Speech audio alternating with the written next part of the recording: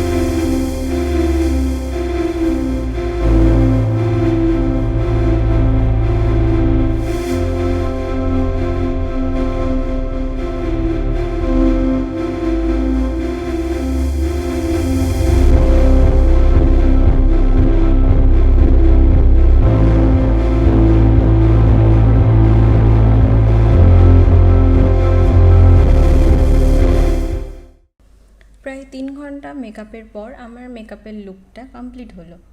এই হলো আমার মেকআপের কিছু স্যাম্পল।